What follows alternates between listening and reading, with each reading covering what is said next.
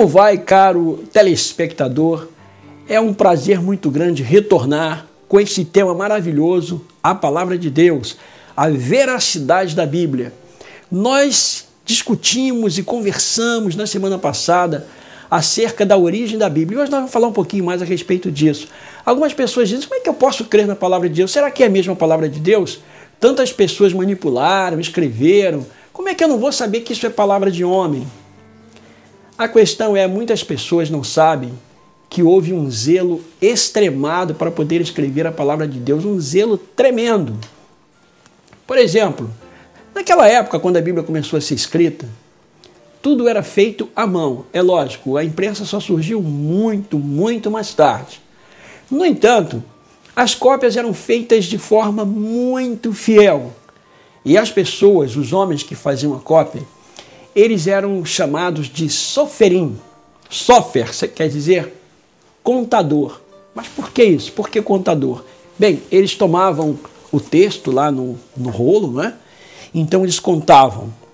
Eu vou dar um exemplo. A primeira frase da Bíblia, logo a primeira no início, em hebraico, vem assim: Breshit barach Elohim reshatamaim vacheret.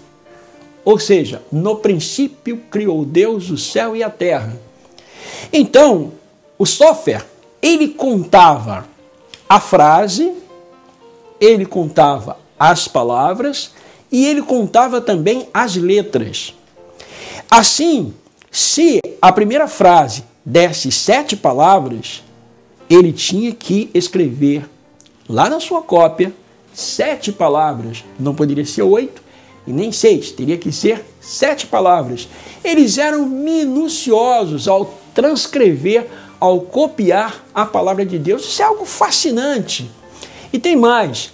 Quando ele escreveu o tetragrama, que a gente chama de Jeová, Yahweh, coisa assim, Javé, como alguns dizem, ele pegava uma pena nova que nunca tinha sido usada, colocava na tinta, escrevia o tetragrama, não pronunciava, porque eles se achavam indignos de pronunciar o nome de Deus, e depois que eles usavam essa pena, eles então lançavam fora, pegavam a outra pena e continuavam escrevendo o texto. Maravilha, não é? Assim o texto da Bíblia é um texto fantástico, um texto maravilhoso. Nós podemos tomar a Bíblia em nossas mãos e ter a certeza de que estamos realmente segurando a palavra de Deus. E depois, quando nós passamos para o estudo das pesquisas, como nós vimos no nosso último programa, quando nós analisamos o número de cópias, são muitas cópias só do Novo Testamento, sem falar nas cópias do Antigo Testamento. Aí você deve se perguntar, mas essas cópias, elas não têm aí alguma variação, não tem alguma variante? É claro que tem, porque com o passar dos anos, evidentemente, alguns errinhos, não erros essenciais, erros que não, digamos assim, não afetam a doutrina, não afetam a veracidade da Bíblia, mas são erros humanos. Eu vou dar um exemplo para você, querido telespectador. Abra a sua Bíblia em Apocalipse, no capítulo 22, no versículo 14. Vamos abrir a Bíblia. Eu vou abrindo aqui, você vai abrindo a sua Bíblia também. Está escrito assim, na minha Bíblia, revista e atualizada no Brasil, segunda edição: Bem-aventurados aqueles que lavam as suas vestiduras no sangue do Cordeiro, para que lhes assista o direito à árvore da vida e entrem na cidade pelas portas. Há um fato aqui bastante curioso. A King James, que é a versão do Rei Tiago, uma versão muito antiga, uma versão em inglês, ela diz: bem-aventurados que guardam seus mandamentos, para que assista o direito de entrar na cidade pelas portas. E outras versões mais modernas, como a nossa, elas grafam: bem-aventurado os que lavam as suas vestiduras no sangue do Cordeiro. Por que isso? São as variantes. Ou seja, nós vamos encontrar nos manuscritos essas duas formas de escrita. E eu vou explicar por quê. É muito fácil de entender. Por exemplo, eu vou aqui ler uma expressão em grego, mas eu vou explicar. Primeiro, aqueles que praticam os seus mandamentos ou guardam os seus mandamentos, em grego está escrito assim, eu vou ler como a forma da koiné, que é o grego do passado. Hoi poium testais em tolas autu. Agora, aqueles que lavam as suas vestiduras, também no grego da koiné, Hoi plunontistais estolas auton. Percebam que o som é muito parecido, mas o sentido é diferente. Quando os maçoretas foram aqueles estudiosos que surgiram no século VI, quando a língua hebraica começou a se tornar uma língua já morta, então eles se reuniram e colocaram sinais diacríticos no hebraico e começaram agora a copiar a Bíblia, começaram a organizar a Bíblia. E é por causa disso que nós temos hoje a Bíblia em hebraico, por exemplo, escrita com sinais diacríticos, que são as vogais, por exemplo, que não havia no passado. Mas esses maçoretas, é interessante que ao grafar um texto, ou copiar um texto, eles liam, contavam as palavras e liam em voz alta. É possível que, ao escrever, eles tivessem, quem sabe, essa expressão guardar os mandamentos ou observar os mandamentos é muito comum na Bíblia. E ele, então, como não estava muito acostumado com lavar as vestiduras, ele, ocasionalmente, por algum lapso de memória, ele escreveu exatamente guardar os mandamentos. Então existem as duas variantes. Mas o que é o correto? Você vai perguntar. É guardar os mandamentos para assistir o direito de entrar na cidade pelas portas ou lavar as vestiduras? Ora, ao examinarmos a teologia bíblica, nós vamos observar que a nossa versão está correta.